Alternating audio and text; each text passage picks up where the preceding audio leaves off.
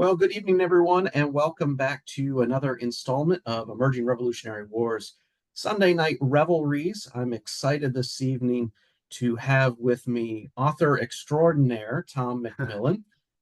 Tom is the author of numerous books, and we're going to get into a discussion this evening about his latest effort, going over the events of 1775 and 1776. But before we do, just want to let you know about some of the things that we've got going on here at Emerging Revolutionary War. As always, we continue to have new content coming up on ERW's blog, so make sure you're following us there. Many of our posts right now are 250th anniversary related, so if you want to keep up on what was happening 250 years ago, it's a great way to do so on our blog.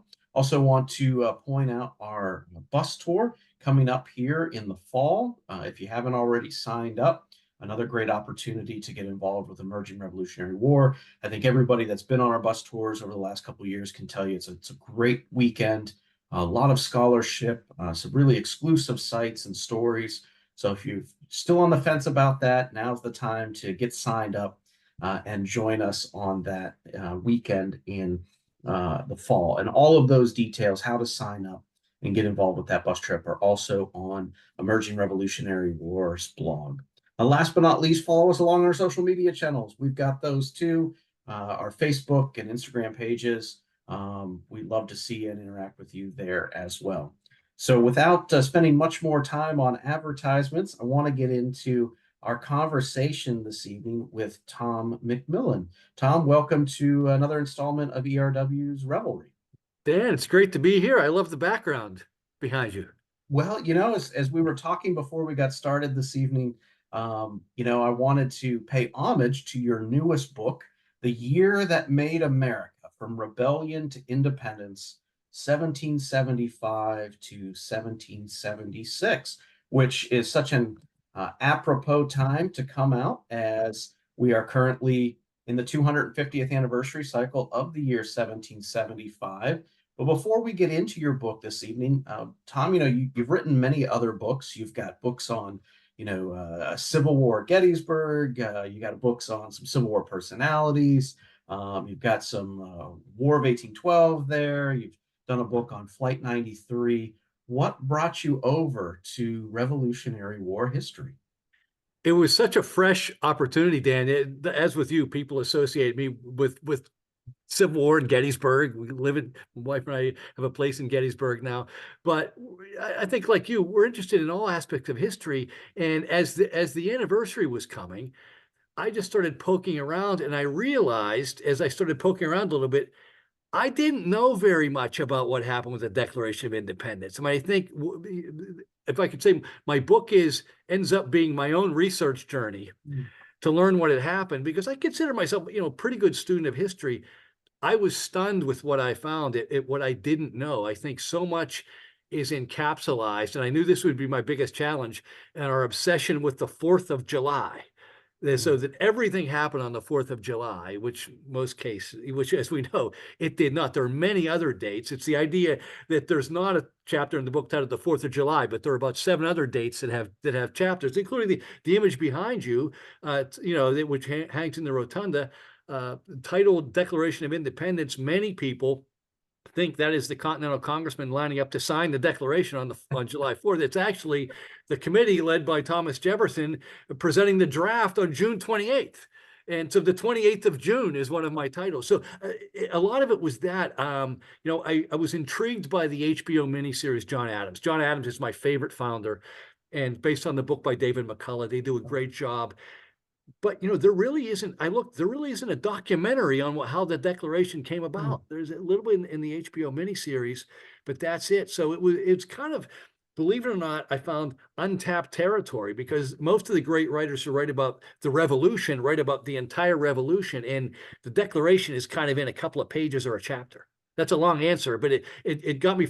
I didn't know that there was a book there, and I thought, wait a second, I never knew any of it. I think I could write something about this. You and I share a similar story in which we were, for many years so involved in American Civil War history and the personalities from the American Civil War, and perhaps one of its more famous moments, which is the Battle of Gettysburg. ERW's co-founders, Rob Orson and Phil Greenwald, were also Civil War guys, and they got into Rev War history, always kind of been in the background for them, but brought it to the forefront and founded this thing. And for years, those of us in the Civil War community, Rob and Phil were really good. Come over to the dark side to Rev War history. Come on over, come on over. And you're absolutely right. Once you kind of step foot into that world, you realize what you don't know. And there's a lot of these great stories that kind of have been short shrifted in the historiography. And so I think that's such a great contribution of your new work, is kind of filling one of those voids when it comes to just focusing on that story of the Declaration. Now, let me ask you this: you've decided, okay, I'm interested in this. I think there's room for me to work with. What is the first sources? What are the first books that you pick up? Where do you start as you enter Rev War history and start doing this research on the Declaration?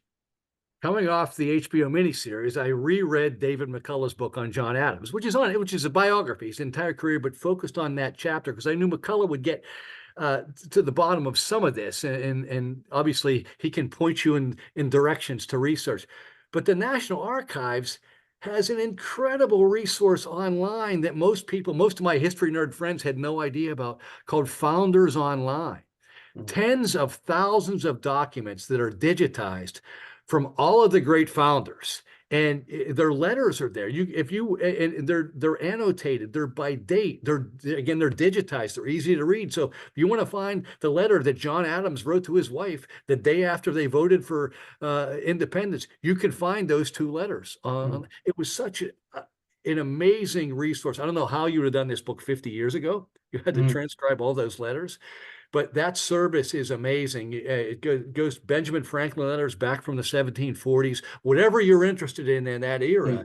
So it was kind of, it made it easier. If I knew a certain period, I could put in the dates and put in a name, Thomas Jefferson, certain date, and those letters would pop up.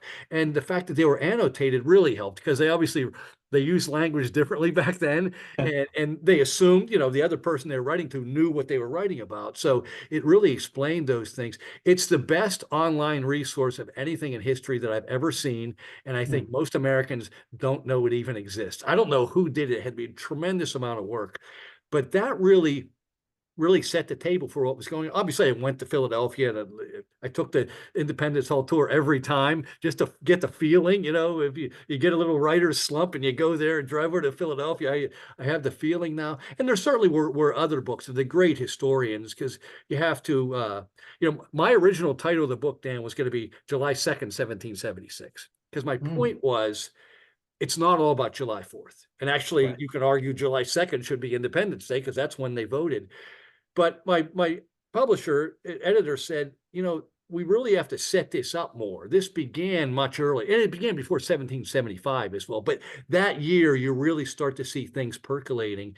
And it ended up being a look at the political struggle that got us to independence, a lot of which I did not know about. I mean, these guys were, butting heads, and some of them came along quickly, some of them came along gradually. It did not. I think it was always going to happen. It did not have to happen in early July 1776. So certain things had to happen in May and June for that to happen. And I was, there were mid-June, there were still 6 colonies that weren't going to vote for independence. That floored me. And I think that's probably the next logical step for us tonight is to kind of start, where these events kind of pick up steam. So, if you've been following along with ERW and following along with the 250th cycle, we covered the Boston Tea Party. More recently, just a little over 6 weeks ago, we did, about 30 continuous hours of live streams from Lexington and Concord. Yeah. So, bring us up to, 250 years ago, almost in June of 1775. Kind of walk us through some of those pivotal moments in 1775 that you found undercovered, or ties into the larger Declaration story, or leads us eventually to 1776. You can see some of the personality clash. Obviously, the war is starting in earnest after Lexington and Concord, and George Washington is appointed the commander. gets out of Continental Congress. But you see the personality clashes kind of start with John Adams and John Dickinson, which is the the fascinating personality clash throughout all of this. The hero and the foil, however you want to do it. But also Jefferson involved too. Jefferson and John Dickinson both involved in writing a document, the necessity for taking up arms that summer. John Dickinson to me was a fascinating character. He comes off not looking very well in the HBO John Adams miniseries, but I end up really respecting him. I disagree with him, but he stuck to his guns. He didn't let them intimidate them. But that summer, to show you where we were, he was part of writing two documents, one of which was an olive branch petition to the king. They're still trying to get the king to give the colonists, their rights within the British Empire, so they wouldn't have to break away.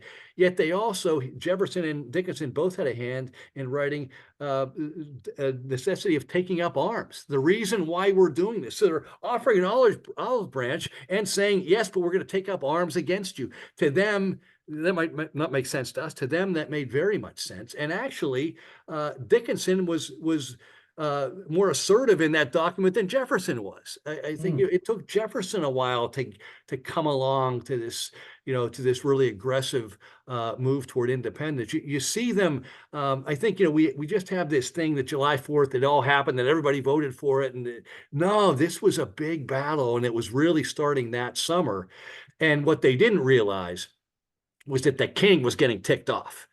And we're so into instantaneous news now. You forget back then how long it took. If the king wrote a letter or wrote a speech, how long it took for the colonists to find out. And consequently, if they sent something to the king, how long it would take to get there. In the interim, decisions were being made and they didn't know what was happening. It's shooting in the dark a little bit in some ways. And it's kind of fascinating looking back at what they didn't know. They're really going along without a lot of information, making decisions in a vacuum through that summer and through that fall. You raise a great and interesting point in regards to Dickinson. And, he's a name that in this story is almost forgotten until John Adams' miniseries comes out. And then, as you mentioned, it kind of portrays him in a negative light. Were there others that came to you as you were researching this larger story that you said, oh man, I never knew about this person or this contribution that they made, or someone in this story that you feel maybe needs some more historical attention? Yeah. One was a little bit Josiah Bartlett of New Hampshire, whose descendant became the president on the West Wing. So first time I said Josiah Bartlett. Wait a second, I've heard that name before. But so there's so many of them. But really, Richard Henry Lee is the one that struck me of one who should be much more famous in American history than he is. He's the guy who proposed independence on June 7th, 1776. And why is he not more famous? Because shortly after that, he left to go home to Virginia. Back then, things back in all the way up to the Civil War, as you know, back what happened in your state or your colony was more important. They were writing a colonial constitution, and they wanted him back in Virginia. Brother, we need you back. George Mason wrote, brother, we need you back here. His wife was ill. So he thought, I better go back. So he proposes independence on June 7th, 1776, and he goes back a few days later. Consequently, Virginia's representative on that five-man committee to write the Declaration became young Thomas Jefferson. I fully believe that if Richard Henry Lee had stayed in Congress, had not gone home to Virginia, he would have been Virginia's representative, and either Richard Henry Lee or John Adams would have written the Declaration. It would have read differently, and who knows where Jefferson's career would have gone.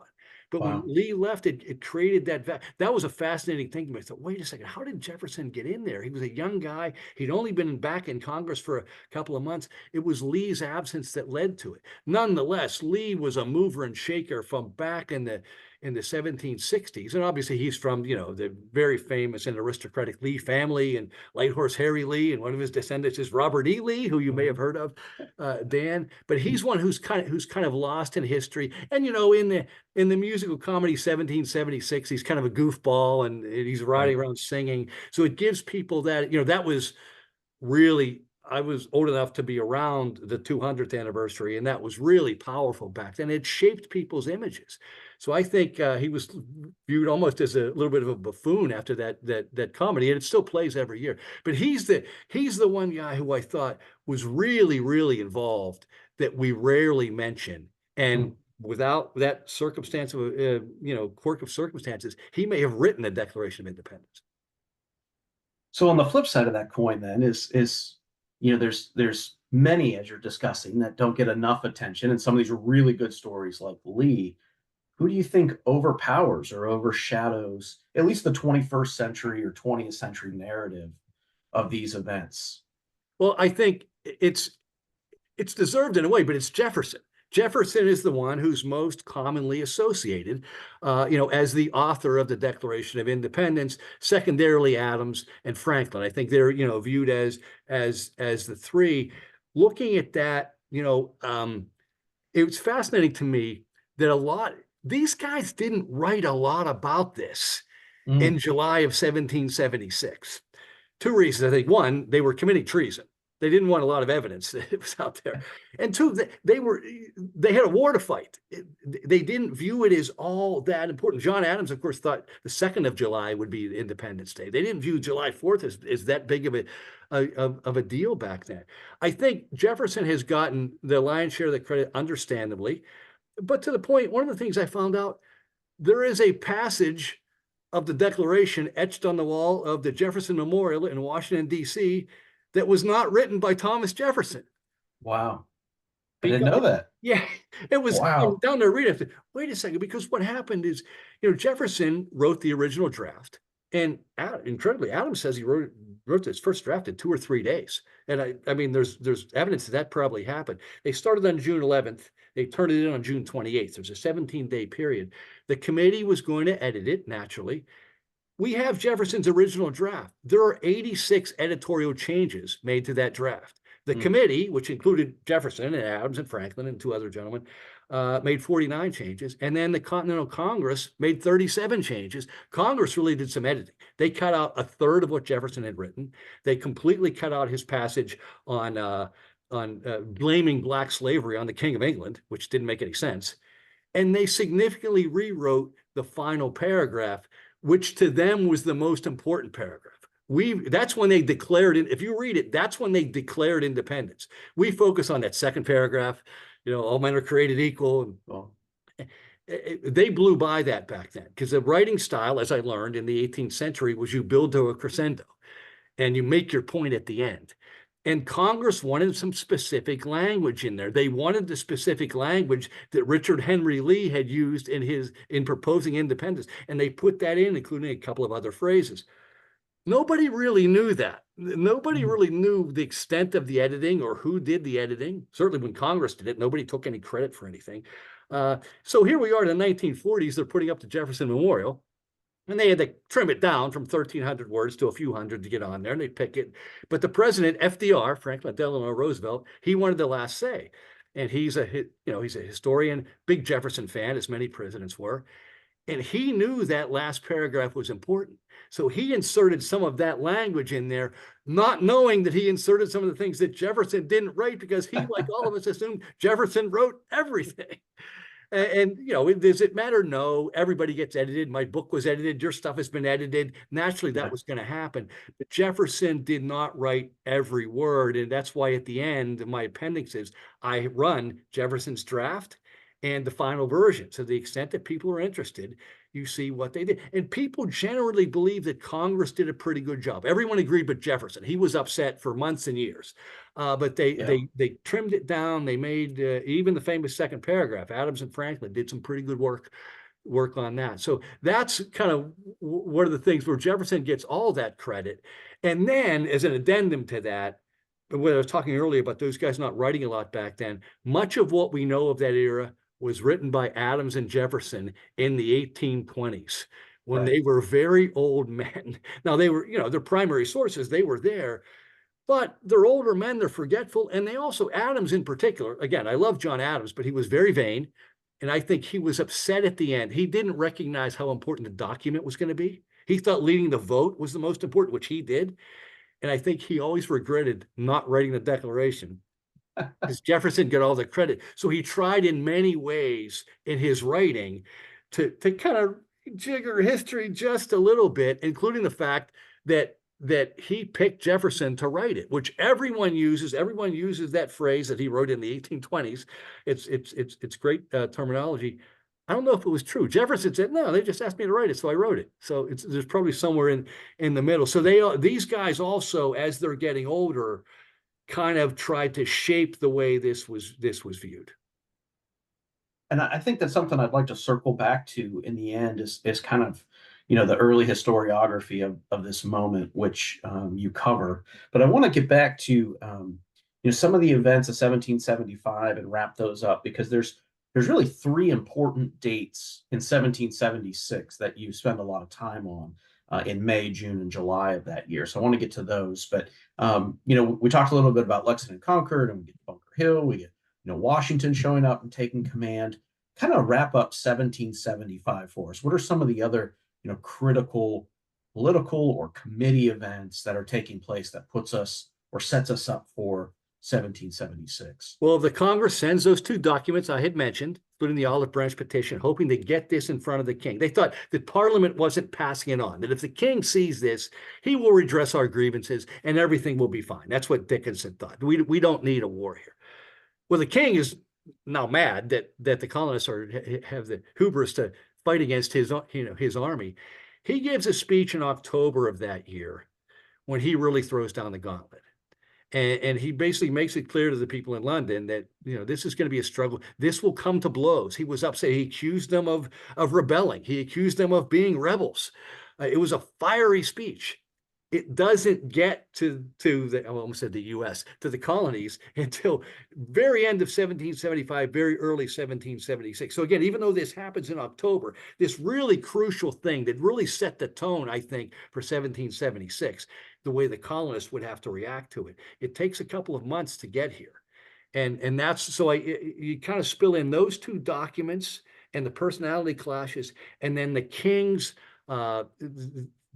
speech, which then is eventually printed and sent over to the colonists, that sets that tone. It sets up my first date, which is the 9th of January, where they're starting to react to things like that. And it's starting to as people hear that, it pushes people who, I think the radicals were always going to be radical for independence, but it pushed some of the moderates, I think, into the radical category. Started them, if they weren't there yet, they started thinking, oh boy, this isn't going to be as easy as him saying, yes, we'll restore your rights as British citizens. That clearly, wasn't going to happen, which was some of the pie. And Dickinson had a little bit of a pie in the sky thinking there, but he was trying. He believed it again. So I admired that. But that speech by the king really, in some ways, set the tone. So that, gets to the colonies in January. You start seeing that reaction. But there's another big event in January as far as from, the literary perspective of this, which is the publication of Common Sense. Talk to us a little bit about the impact of that on some of these gentlemen that will ultimately be in the room in May, June, and July of 1776. Yeah. Yeah, Thomas Paine, interesting character. It's June 9th or January 9th or 10th. It's always disputed which day it came out. His book, Common Sense. Paine, for his influence, his resume is not that strong. I mean, he wasn't a member of Congress. He hadn't been an American for much more than a year. And he had kind of failed at everything he tried in England. He failed at business, failed at marriage. He did befriend Benjamin Franklin when Franklin was posted over there. So Paine comes to Philadelphia, looks up Franklin, and Franklin helps him get a job at a local magazine. And Paine starts to write on the side. And the thing that Paine's superpower was he could write in a way that the common man could understand it. Yeah. Most of the writing back then was by lawyers like John Adams. And frankly, it went over a lot of people's heads. Paine could write, for the cobblers and the blacksmiths and the farmers. And one of the most common sense things he said was really straightforward. An island can't rule a continent. I mean, look at them, look at us. An island can't rule a continent. And he really went after King George III in personal terms in ways that the Continental Congressmen could not, because they had to show some sort of respectful political decorum. And this fired up the people and the populace. So I think, to me, fired up the public and the populace. And they then started having impact on their own colonial assemblies and then to those guys in Philadelphia. It kind of worked up, I think. Political credit. I mean, John Adams always harumphed about Paine, that he got too much credit. And he accused him of being better at tearing down than building up, which he was. I mean, Paine introduced a one house, legislature with 300 people. It never would have worked. He didn't have a good plan. But these things are done in steps. He wasn't equipped to do that, but he did probably more than any, to me, definitely more than any of them, to fire this up in the countryside among the population. And it sold tens of thousands of copies, maybe 100,000. There weren't that many people back then. We would all beg to have that kind of sales, right? Not anything close to that, what Yes. Paine had. So here's this guy who'd been here for a year, wasn't in Congress, but had this incredible impact. Sometimes you can impact world history. And then, of course, in December of 76, he writes his other piece, but these are the times that try men's souls, which, was not from common sense, but Right. he had impacts across the board. Really important, so that January 9th, the the 9th of January is my first date, is that happened, Paine's book, but also that was when some of the British loyalists in Congress get word of the King's speech and they're petrified that he's accusing them of wanting independence. And one of them actually proposed a resolution that Congress disavow independence. Mm. Now, the radical Sam Adams and radicals shot that down. But to me, it was significant that as late as as late as January 1776, there was a considerable portion of the Continental Congress that was willing to disavow independence. This thing in the 6 months, it was volatile. It's too bad we didn't have daily newspaper coverage. If we had cable news, their heads would have exploded. They wouldn't have been able to handle. So much was going on in this short period of time. I think there's a couple perennial themes that have come out from some of the things I've talked about, particularly you've talked about, um, in regards to young authors. The first time you turn in that manuscript, you get that red line copy back, and the thing's just bleeding. Just kind of like Jefferson. Sometimes old authors too, right? Yeah. Jefferson going through that same thing, getting all these edits to. If I can interrupt, my wife Colleen helps with this and reads everything, and she's reading the part about Jefferson. She used to be, see, even Jefferson got edited. Like she was wagging her finger at me. See, even Thomas Jefferson got it, not just you. So I'm like that too. And then, like you said, we all hope we could get, anything near the book sales of a common sense, Paine's level of copies that get out there. Yeah. But one of the other themes that is starting to develop in the narrative is what you just mentioned, which is there's a lot going on once we enter into the early portion of 1776.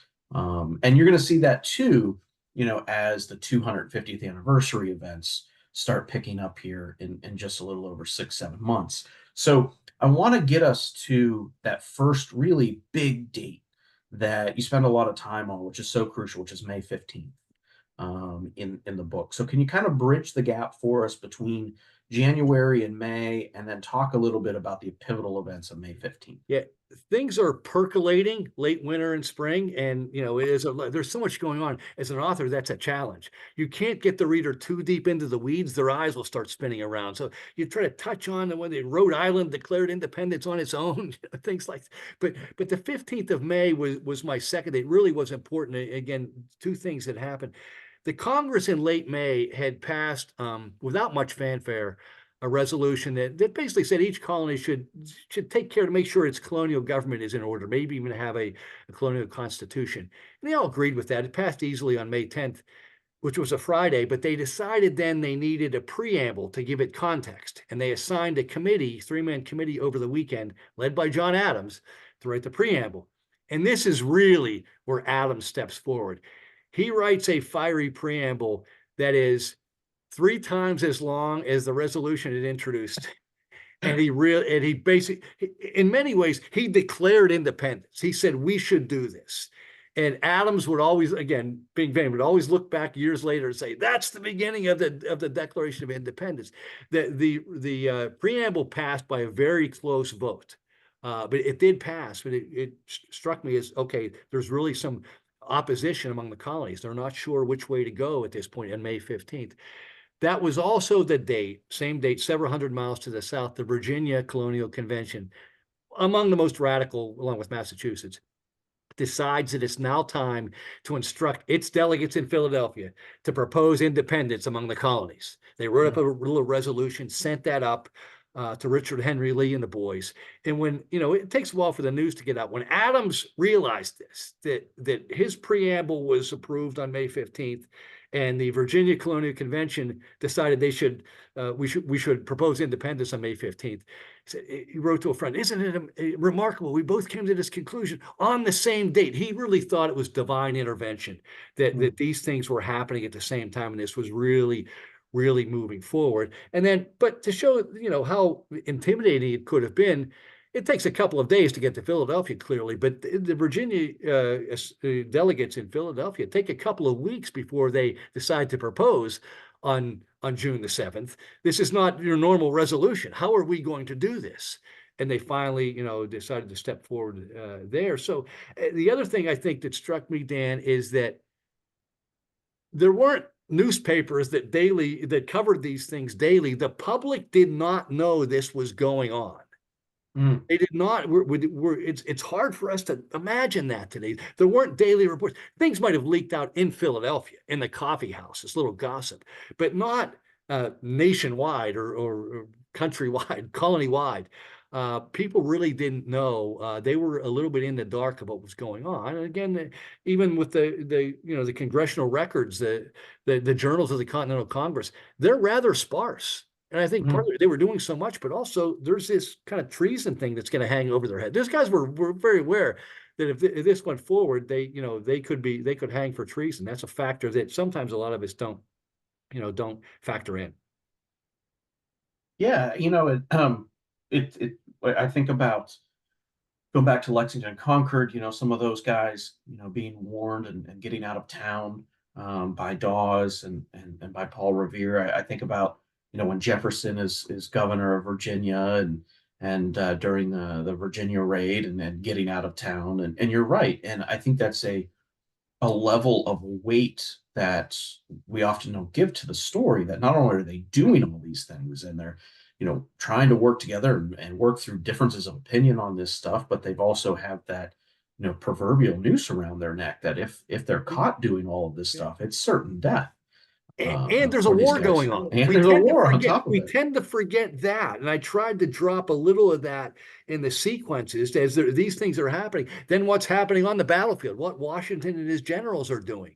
We sometimes, not really anybody's fault, but we tend to sanitize it. We look at this compartmentalized. And I think that doing this research really opened my eyes. It really raised my belief in these guys, how impressed I was at what they did under those circumstances. I really hadn't sat down and thought that all these things are going on at the same time, like you said, in addition to risking their lives. Yeah, and we think today in 2025 that we have a packed news day cycle every day. And the amount going on back then is, if anything, history repeats itself. And yes, packed news cycles seem to be a common theme for different periods of American history, and I think we're in one of those periods again. But not to touch too much on modern politics, but so we have these pivotal moments of May 15th, and the narrative continues, and you come to another one of these days that catapult things to the next step, and that's June 7th. Tell us a little bit about that in between period of the events that we just kind of talked about. Set us up for June 7th, and then talk to us why June 7th is another pivotal day for the story of the Declaration. Yeah, I think the delegates knew, probably talking among themselves, that something was coming, didn't know when it was going to happen. Virginia decides on June 7th. Richard Henry Lee makes that proposal. It's a three-pronged proposal. He's always talking about foreign alliances, and they had to do other things. But declaring independence is the one that we focus on.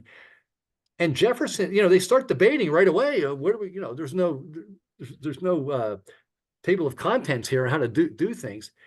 And they really realized that they weren't anywhere near to voting for independence yet. Jefferson wrote that he thought if they voted then, early to mid-June, it might have passed by a 7-6 vote. There were still 6 colonies that either were against independence or didn't have the authority from their assemblies back home to vote for something that radical. These guys could not act independently. They were assigned and appointed by their assemblies back home. They'd been here for a while. Things had changed rapidly in the country during those 6 months, and some of them had not received updated instructions. They didn't believe that they were permitted yet to vote for independence. Some of them were told specifically not to vote for independence, but these were instructions that came months ago. So they finally decide, let's put a delay on this. Let's wait 3 weeks. We'll put the debate off until July 1st. In the meantime, we'll send back or write back or get word back to our colonial assemblies and see if we can get some clarity of instruction.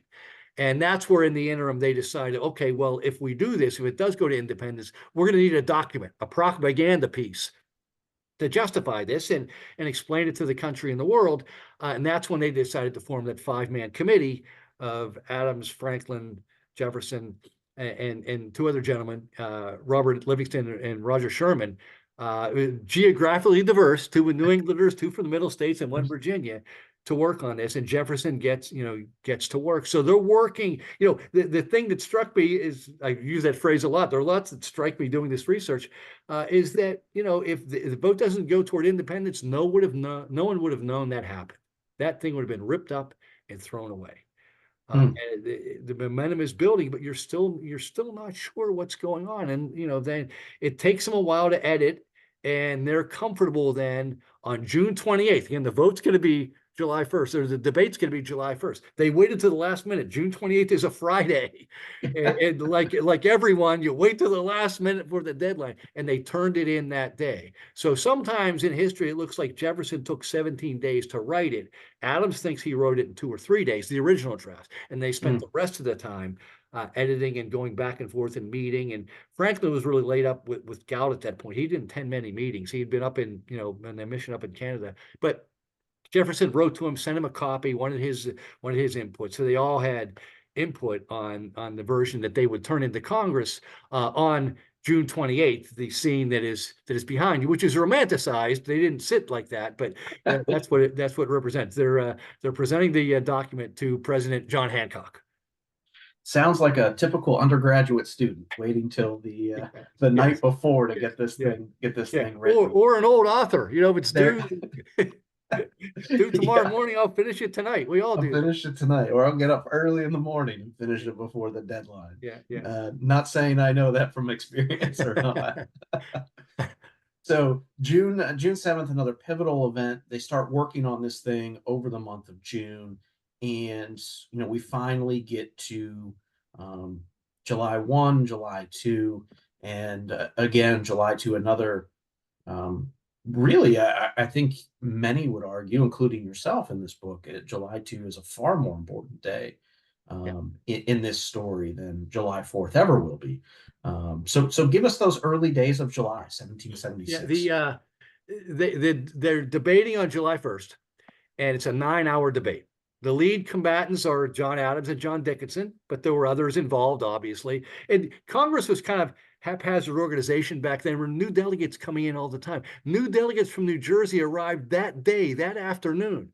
And Adams had already spoken. And they say, Mr. Adams, can you give your speech again? And Adams, blew his staff. Loses it. I'm not an actor. I'm not a gladiator.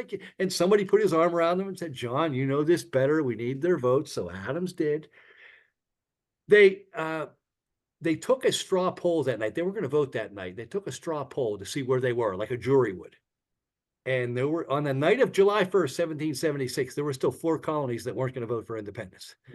It was 9 votes for, 2 against, South Carolina and Pennsylvania.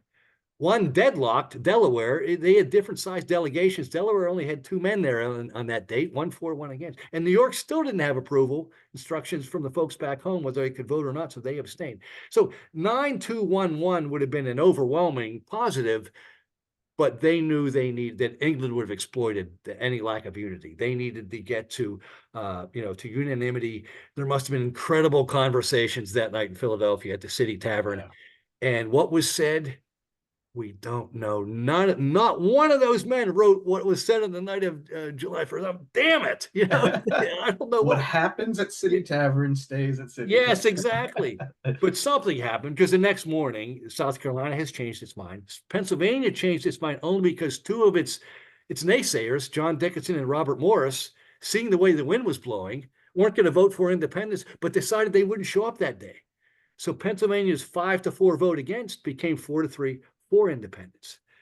For Delaware, a man named Caesar Rodney, they get word to him. It's not that far away. He rides 80 miles through the night, came in, said to have mud still splattered on his boots to break the tie. So now it's 12:01. They weren't worried about New York. That wasn't a negative vote. So the resolution passes. But the other thing that got me was, as a former media man and former PR person, did they make an announcement? No. Did they write a press release? No. Someone, we don't know who, leaked it to a Philadelphia newspaper. And that's its July 2nd edition, the Philadelphia Evening Gazette squeezes one sentence into the middle of the fourth and final page with no headline saying the colonies today declared independence. That's how the news was broken, but you wouldn't have known it unless you lived in Philadelphia and you bought the evening post. So it's, when we think of how media happens today, that's how it got out. And I think they didn't. I don't know that they grasped the importance, or maybe they didn't want to. Nobody ever explained why they didn't do that. Maybe it was the whole treason thing. But Adams knew. The next day, July 3rd, is when he wrote that letter to his wife Abigail, and he said the 2nd of July will be basically he predicted what July 4th celebrations would be, illuminated from one end of the continent to the other. He got the celebration exactly right. He got the date wrong, because they still had to edit the draft.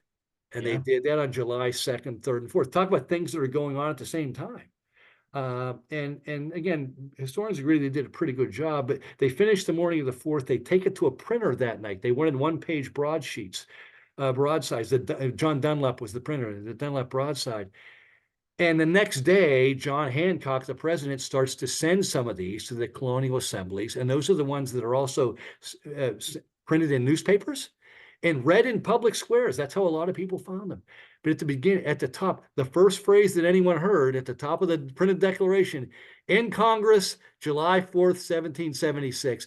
That's why July 4th is our Independence Day. That's the first thing that the public read or heard. That's the date that they got. So it became the de facto Independence Day. And but the next year, even John Adams was, came to embrace it. That July 4th was Independence Day. But I agree with you. July 2nd, when the Congress, that's when Congress voted for independence. That to me, if you put them up against each other, that's the most important date.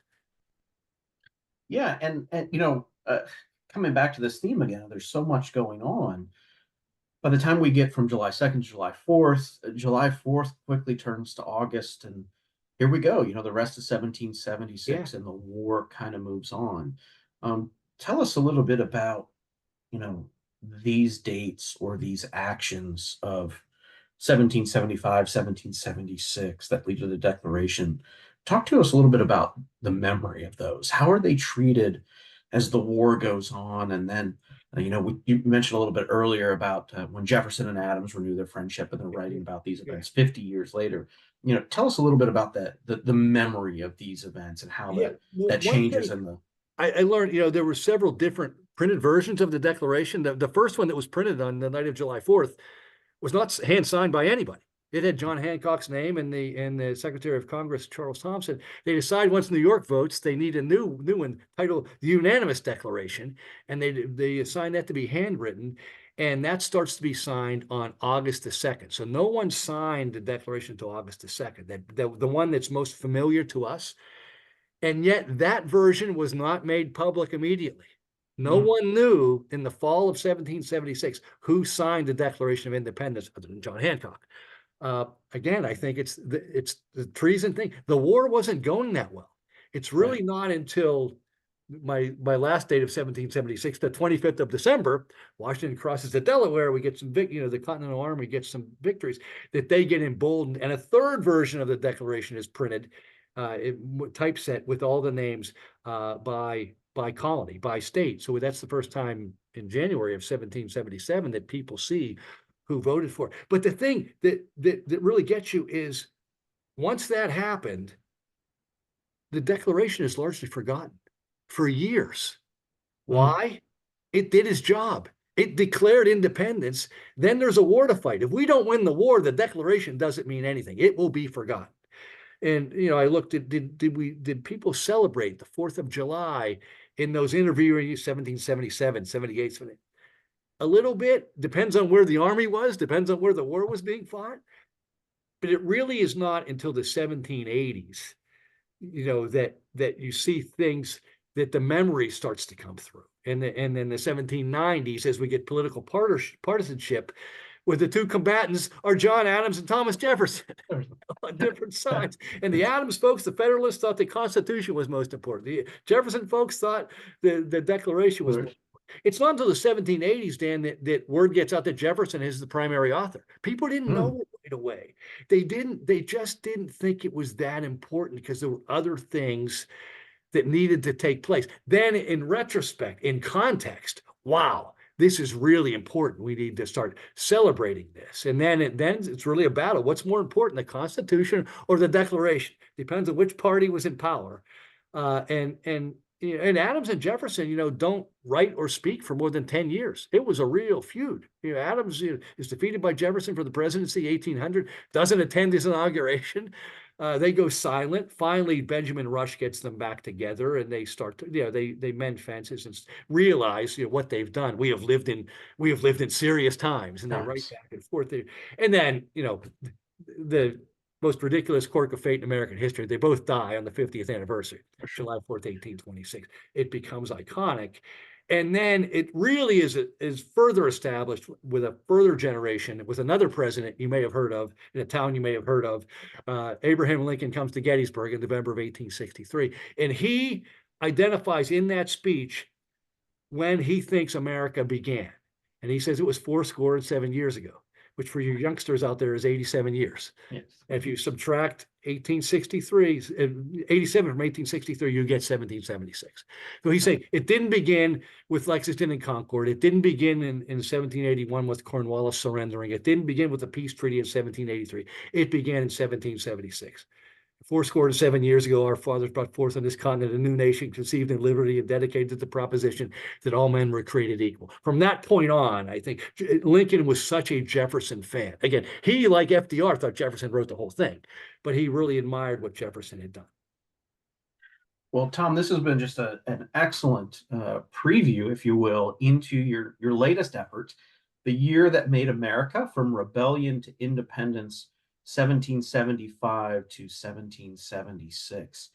Any other final thoughts you want to share with us about this incredible story that is jammed packed with events over that period? I just think I was stunned. To go back to what I said at the beginning, I was stunned and almost embarrassed by how little I knew. How little I knew about this period, this political battle, which is sometimes political battles are boring. This is a fascinating struggle.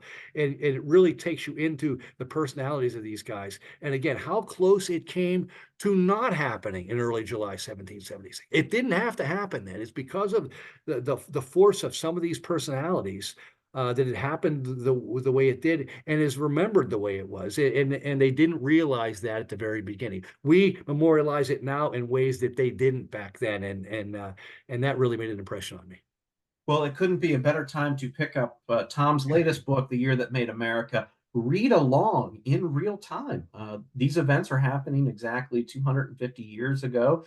Readers, you have to get caught up on the May 15th events, but get your copy now. You can start following these events, particularly June 7th through July 2nd. You can find Tom's book, all major booksellers and online outlets as well. And if you happen to make your way to Gettysburg, Pennsylvania, I'm sure you could find Tom around to get your copy signed as well. So, Tom, thank you so much for such a great conversation this evening, and we're so glad we were able to bring you on. And for all of you, though, back home, we want to thank you for joining us as well, and we hope to see you again here on another Emerging Revolutionary War Revelry. Thanks, and have a great night. Thanks, Dan.